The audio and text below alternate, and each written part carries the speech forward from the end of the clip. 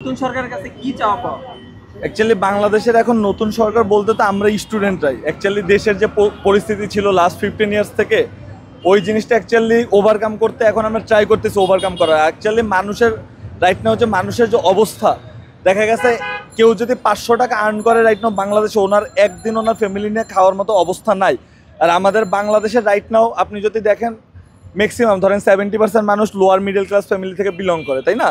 তো সবাই অ্যাকচুয়ালি ওই সামর্থ্যটা এখন হয় না। তো রাইট নাও আমরা ট্রাই করতেছি, আমাদের এই সরকার, স্টুডেন্ট, আমরা সবাই একসাথে কাজ করতেছি। আমাদের একটাই চাওয়া পাওয়া যে দেশটায় যাতে আমরা সুন্দর করে তৈরি করতে পারি। রাইট নাও আমাদের দেশে দেখেন রাইট নাও যে বাজার আস্তে আস্তে ওটাও স্থিতিশীল হচ্ছে, আমরা আড়তগুলোতেও যাচ্ছি আস্তে আস্তে, আমরা স্টুডেন্টরা সবাই যার যার জায়গা থেকে কাজ করতেছে।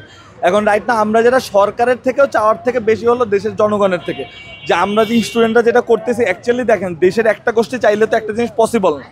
স্টুডেন্ট একটা মুভমেন্ট করছে, ওইটা যদি সাধারণ মানুষ সাপোর্ট না দিত, ধরেন আমার বাসা থেকেই যদি আমাকে সাপোর্ট না দিত যে তুমি রাস্তায় বের হবে, আমি কিন্তু বের হতে পারতাম না।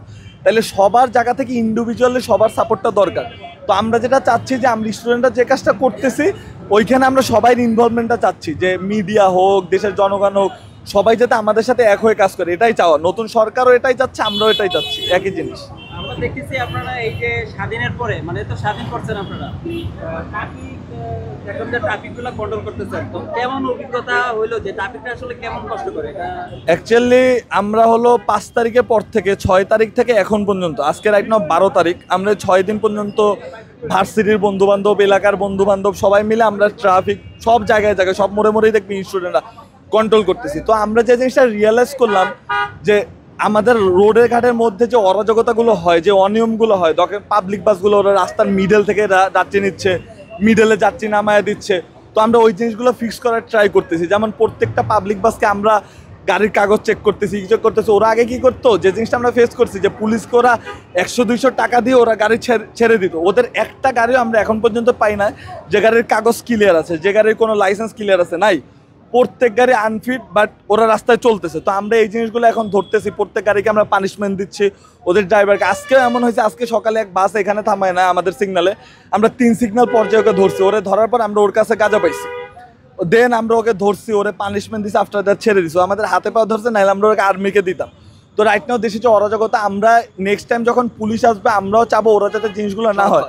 এমনকি আমরা এখান থেকে এই নিউজও পাইছি যে এখান থেকে প্রত্যেক গাড়ি ঘোরার জন্য বাংলাদেশ পুলিশ 100 টাকা করে নিত। তো রাইট নাও স্টুডেন্টরা কারো থেকে চাঁদা নিবে না, আমরা নিজেদের কোনো ইন্ডিভিজুয়াল বেনিফিটের জন্য এখানে আসি না, আমরা দেশের জন্য আসছি, দেশের জন্য আসছি। আমরা চাচ্ছি ইন ফিউচার দেশটা এমনভাবেই চলবে, দেশে কোনো চাঁদাবাজি থাকবে না, কোনো হয়রানি থাকবে না, কোনো অন্যায় অনিয়ম থাকবে না, এবং সবাই সবার জায়গা থেকে ইনভলভমেন্ট আমরা চাই, এবং সবাই সবার জায়গা থেকে যাতে কাজ করে, এটাই। কবে থেকে চিনেন ডক্টর মোহাম্মদ ইউনূসকে? আমি অ্যাকচুয়ালি ছোটোবেলা থেকেই চিনি, কারণ উনি যে ফেস, উনি একটা ওয়ার্ল্ড ফেমাস ফিগার, তাই না? শুধু বাংলাদেশে না, উনি একটা ওয়ার্ল্ডের সম্পদ। কারণ উনি যে পরিমাণ একটা কেপাবল লোক, বাংলাদেশে আমার মনে হয় না ওনার মতো আর একটা লোক আছে বা ইন ফিউচার কখন আসবে। আমরা জাতি হিসেবে আমরা জানি না, আমরা সম্মানকে সম্মান দিতে জানি না। তো এটা আমাদের জন্য লজ্জার, কারণ ওনাকে দিয়ে বাইরের দেশে, বাইরের কান্ট্রিগুলোর যে থিংগুলো হয় আমাদের দেশে আমি কখনো দেখি না। জন্মের পর থেকে ওনাকে নিয়ে এই জিনিসগুলো হয়েছে, এইগুলোই অ্যাকচুয়ালি চিনি। তো এখন একটা উনি আসছে, আশা করি ওনাকে দিয়ে আমরা অনেক ভালো কিছু পাবো ইনশাল্লাহ। আমাদের দেশের জন্য একটি সম্পদ। জি, আমরা এতদিন কেন ওনাকে সঠিকভাবে ব্যবহার করতে পারি না? এটা সঠিকভাবে ব্যবহার করতে পারি না কারণ সরকারের যে একটা আগ্রাসী মনোভাব ছিল। মানে আমার যেটা ধারণা, সরকার যে ওনার যে দলীয় লোক ছাড়া বাকি মানুষগুলোকে এত হয়রানি নিপীড়ন করছে।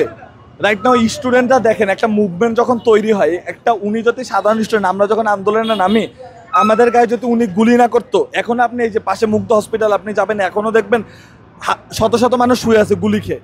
এই জিনিসগুলো যদি উনি না করতো, আমাদের উপর যেভাবে নিষ্পেষিত অত্যাচারটা করা হয়েছে, এই জিনিসগুলো যদি উনি না করতো, তাহলে জিনিসটা এভাবে হইতো না। উনি লাস্ট 15 বছর ধরে ঠিক দেশের মানুষের উপর এই জিনিসগুলো চালাইছে।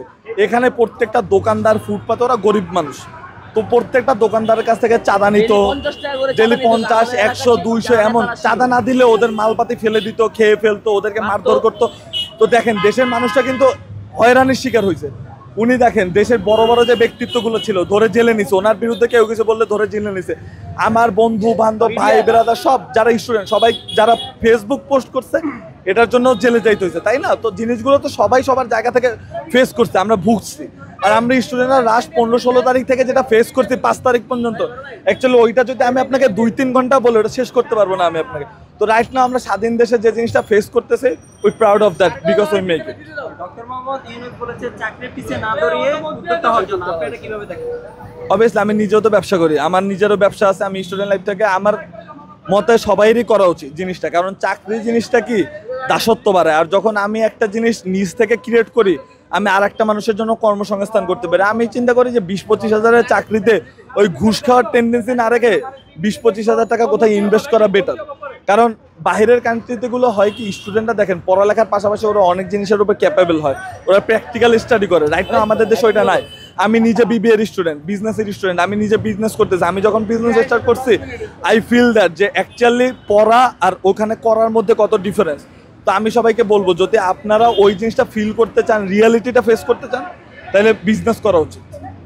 আপনারা এইভাবে এই যে দেশ স্বাধীনের পরে যেভাবে পরিচালনা করতেছেন, যখন পুলিশ প্রশাসন এসে পড়বে তখন কি আপনাদের এই কার্যক্রম কি অব্যাহত থাকবে? হ্যাঁ, আমরা আজকে পুলিশের গাড়িও চেক করছি, পুলিশের গাড়ি চেক করছি। বাংলাদেশে সবার জবাবদিহিতা থাকতে হবে। There is no way, there is no one যে এই জবাবদিহিতার বাইরে যেতে পারবে। সবাইকে জবাবদিহিতার মধ্যে থাকতে হবে, কারণ হলো দেশ সবার।